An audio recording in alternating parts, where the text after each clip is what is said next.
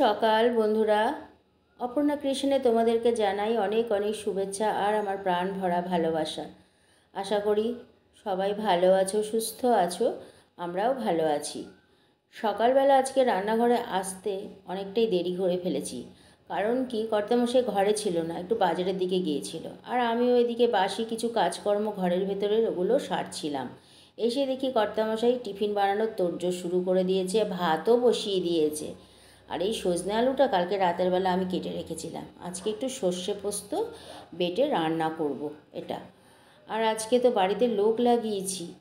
যাই হোক, আমি তো এদিকে চা বসিয়ে দিলাম আর পুচকুগুলোকে একটু কাপে করে দুধ দিলাম, যেরকম প্রতিদিন দেই সেরকমই। আর বাড়িতে না এই বৃষ্টি হলো যে কদিন আগে, শিল বৃষ্টি, ঝড়, অনেক বৃষ্টি হয়েছিল, তো যার জন্য প্রায় দুদিন ধরে টানা বৃষ্টি হয়েছে। বাড়িতে একদম মানে জঙ্গলে ভরে গেছে। এই পাশটা অনেকটাই জায়গা, হাঁটাচলা করতে খুব কষ্ট হতো, এত আগাছা আর ঘাসে ভরে গেছে না। কর্তামশাই নেট লাগাচ্ছে প্রাচীরে, প্রাচীরটা আমাদের খুবই নিচু, যার জন্য কি হয়, ছাগল ঢুকে যায়, কুকুর ঢুকে যায় প্রাচীর টপকে টপকে। না, নেট দেওয়াই ছিল, নেটটা অনেক পুরনো হয়ে গেছে, সেই জন্য আর ছাগলগুলোতে এসে কি করে, সেই নেটের মধ্যে পা দিয়ে দিয়ে নেটগুলোকে একদম ছিঁড়ে ফেলেছিল। মোটামুটি বছরখানেক আগে নেট লাগিয়েছিলাম, আবার এই 1 বছর চললো, তারপরে আবার এই নতুন নেট লাগাতে শুরু করেছে কর্তামশাই। না হলে তো এই গাছ খেয়ে নেবে ছাগলে, আর আমি কান্নাকাটি করি। আর এই দেখো, এই গাছগুলো তোমাদেরকে দেখাচ্ছি, এইটা হচ্ছে আমার পাহাড়ি ধুতরা ফুলের গাছ, আর পাশে যে এর আগে দেখালাম ওটা জবা গাছ। এগুলো সব আমার শিলাবৃষ্টিতে অনেক ক্ষতি করে দিয়ে গেছে ফুল গাছের। অনেক কড়ি এসেছিলো জানো পাহাড়ি ধুতরা ফুলের গাছটাতে, সেই কড়িগুলো সব সেই শিলে নষ্ট করে দিয়েছে, পাতাগুলো নষ্ট করে দিয়েছে। আর কি করব, প্রকৃতির সাথে তো আর আমরা পারবো না। এদিকে সজনের তরকারি রান্নাও হয়ে গেল, সর্ষে আর পোস্ত দিয়ে বেশ একটু কাঁচা লঙ্কা দিয়ে ঝালঝাল করে রান্না করেছি। আজকে আমি সব নিরামিষ রান্না করব, ফ্রিজে অনেক সবজি জমে গেছে। এই তো সজনে ডাঁটা হয়ে গেল রান্না সর্ষে দিয়ে আর পোস্ত দিয়ে। আর ওদিকে কিছু ভেন্ডি বা ঢ্যাঁড়স, যেটা আমরা যাই বলি না কেন, ওটাও ছিল ফ্রিজে, বেশ অনেক দিন হয়ে যাচ্ছে জানো, সবজিগুলো নষ্ট হয়ে যাবে না। খাওয়ার বললাম না, আমাদের ঘরে সবজি আনলে নষ্ট হয়ে যায়। আমরা তো সেরকম একটা খাওয়া দাওয়া করি না, খুব যে বেশি বেশি খাই তা তো না, একদমই অল্প পরিমাণে খাই, অল্প আইটেম করি, একটা কি দুটো তাতেই হয়ে যায়। তাই আমি কর্তামশাইকে বললাম যে আজকে বাজারে যাবে না, যা আছে সেগুলো আগে খেয়ে শেষ করব, রান্না করে শেষ করব, তারপরে নতুন করে আবার সবজি আনবে। তো ওদিকে সজনে রান্না করলাম, আর এদিকে ঢ্যাঁড়স আর আলু ভাজা করছি আর ডাল করেছি।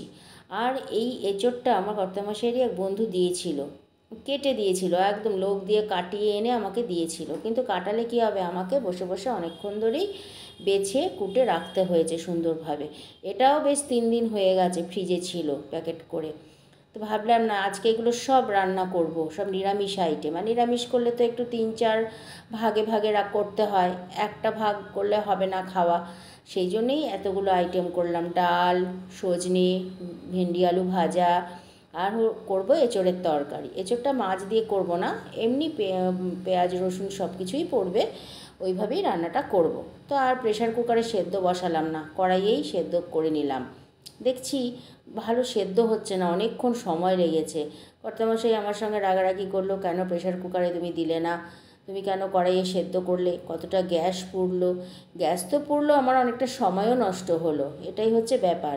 ওইদিকে কি হয়েছে জানো, ফ্রিজের মধ্যে কিছু মাছ রয়েছে, ওই যে কদিন আগে কর্তামশাই ট্যাংরা মাছ রেখেছিল না ছোট ছোট আমার ঘরের পাশ থেকে, সেই মাছগুলো জানো তো কাটা হয়নি, কাটতে অনেক সময় লাগবে, 1 ঘন্টার উপর, এটা আমি জানি অনেক সময় লাগবে।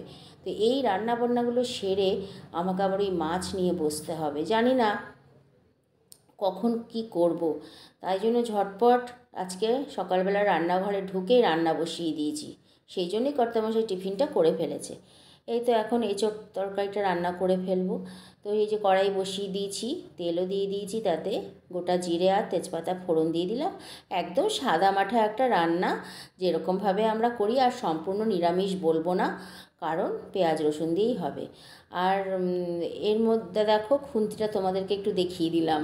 কেন বলো তো, এই খুন্তিটা আমার খুব শখের। এগুলো আমি একটা সেট কিনেছিলাম পুরো ফ্লিপকার্ট থেকে, কিন্তু এই কড়াইয়ের জন্য এই খুন্তি সবচেয়ে ভালো রান্না করতে। কাঠের খুন্তির থেকে এই খুন্তি দিয়ে রান্না করতে আমার বেশি ভালো লাগে, কিন্তু খুন্তিটা না নষ্ট হয়ে গেছে। খুব বেশি ইউজ হয় এই খুন্তিটাই, আরও বাদবাকি যে 4টে জিনিস রয়েছে সেগুলো কিন্তু অতটা ইউজ হয় না। তো যার জন্য কি হয়েছে, এই খুন্তিটা ভেঙে গেছে মাথাটা। তো কর্তামশাই বলছে খুন্তিটা নষ্ট হয়ে গেছে, দেখেছো কেমন হয়ে গেছে, মাথাটা ভেঙে গেছে। কি করা যাবে, ইউজ করছি, রোজই ব্যবহার করছি, তো ভাঙবেই। তো ওই যে আলুটা এখন দিয়ে দিলাম তেলের মধ্যে। এরপরে একটু পরিমাণ মতো হলুদ গুঁড়ো আর নুন দিয়ে দেব, দিয়ে আলুটাকে একটু ভাজা ভাজা করে নেব। তো হলুদ গুঁড়ো তো দিয়ে দিলাম, আর এরপর একটু নুন দেব। আর ওই বাটির মধ্যে একটু আদা বাটা আর রসুন বাটা কালকে বেটেছিলাম, সেই ছিল আর কি, মিক্সিতে করেছিল কর্তামশাই, তো রেখে দিয়েছিল যে যখন কখন কোন কাজে লাগে কোনো ঠিক ঠিকানা নেই। তো আমার আজকে লেগে গেল, আলাদাভাবে আমাকে আর আদা রসুন পেস্ট করতে হলো না। তো সেটা আমি বের করে নিলাম ফ্রিজ থেকে। আর এদিকে পেঁয়াজ কুচি করে নিয়েছি, আর কাঁচা লঙ্কা কুচিটা বেশি দেব, শুকনো লঙ্কার গুঁড়োটা একটু কম দেব। সেই কারণে কাঁচা লঙ্কাটা এইভাবে কুচি কুচি করে নিয়েছি। তাও আমি ভেবেছিলাম শুকনো লঙ্কার গুঁড়ো একদমই দেবো না। তো কর্তামশাই বললো যে অল্প করে দিও, একদম অল্প করে দিও। তা আমি বললাম তুমি কাশ্মীরি লঙ্কার গুঁড়ো নিয়ে এসো, রঙটা হওয়ার জন্য, জাস্ট যাতে নাকি ঝালটা কম হয়। তো বলছে ঠিক আছে আমি তাই করব। আমার ঘরে কাশ্মীরি লঙ্কার গুঁড়ো নেই সত্যি কথা বলতে, তাই জন্য অল্প করে একটু শুকনো লঙ্কা দিতে বললো। দেখতে একটু সুন্দর হতে হবে, লাল লাল। কাঁচা লঙ্কা দিলে তো আর সেটা হয় না। তবুও আমি বললাম ঠিক আছে দেবো, কী করা যাবে, অগত্যা বলেছে যখন।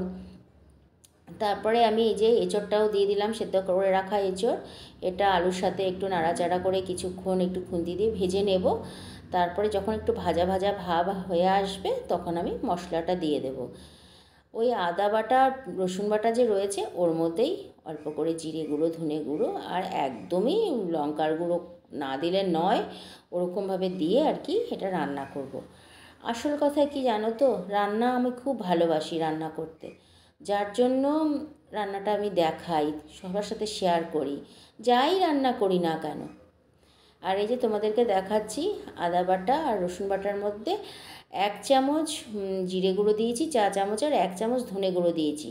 আর একদম অল্প পরিমাণে, মানে কি বলবো, 1 চিমটি বলা যায় শুকনো লঙ্কার গুঁড়ো দিয়েছি, আর আরেকটু হলুদ গুঁড়ো দিয়েছি। হলুদ গুঁড়ো এমনি দিয়েছি আলু ভাজার সময়, তাও এর মধ্যে একটু হলুদ গুঁড়ো দিয়ে দিলাম।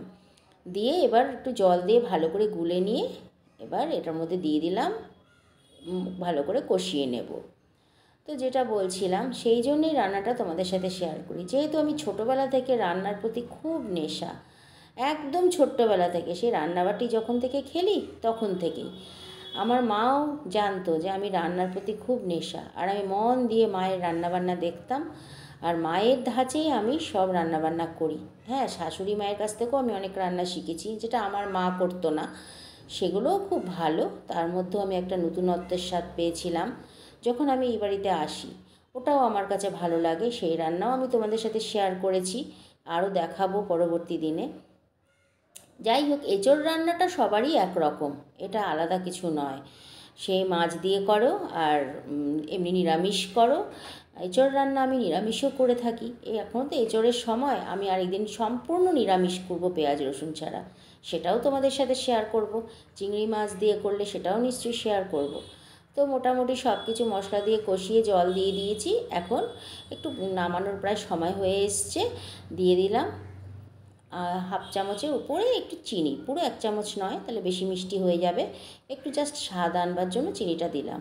দিয়ে নাড়াচাড়া করে এবার আমি তেজপাতা দুটো যখন ফেলতে গেছি হাত দিয়ে তুলেই, কর্তামশাই পাশ থেকে বলছে কী হয়েছে, তোমার হাতে কোনো বোধ নেই, তুমি এরকমভাবে ফুটন্ত তরকারি থেকে তুমি তেজপাতা ফেলে দিচ্ছ।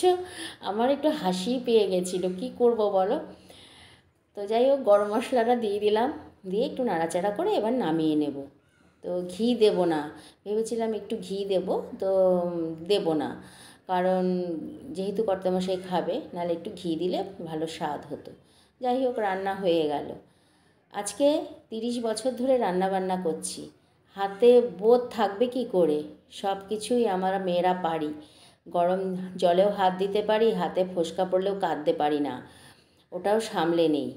এই যে এখন অনেক বেলা হয়ে গেছে, ট্যাংরা মাছ কেটে ধুয়ে ফ্রিজে আবার হলুদ নুন মাখিয়ে রেখে দিয়েছি, পরে রান্না করব। আজকে তো আর সম্ভব না, অনেক বেলা হয়ে গেছে। এদিকে বাড়িতে কাজ করে লোকগুলো চলেও গেছে।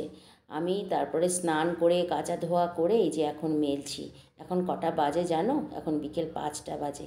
হ্যাঁ, খাওয়া দাওয়া করে নিয়েছিলাম, খাওয়া দাওয়া করে তারপরে স্নান করেছি, কারণ বাড়িতে একটু নোংরাই হয়ে গেছিলো, উঠোন টুঠোন সব কিছু, যেহেতু বাড়িতে কাজ করেছে ওরা, ধুলো বালিতে ভরে গেছিলো, সব ধুয়ে পরিষ্কার করে ঝাঁটিয়ে তারপরে ধোয়া কাচা করে স্নান করে ঘরে আসলাম। তাহলে বন্ধুরা, আজকের মতো ভিডিওটা এখানেই শেষ করলাম। আবার দেখা হচ্ছে তোমাদের সাথে আগামীকাল নতুন একটা ব্লগে। ততক্ষণ সবাই ভালো থেকো, সুস্থ থেকো। এখন তাহলে রাখি।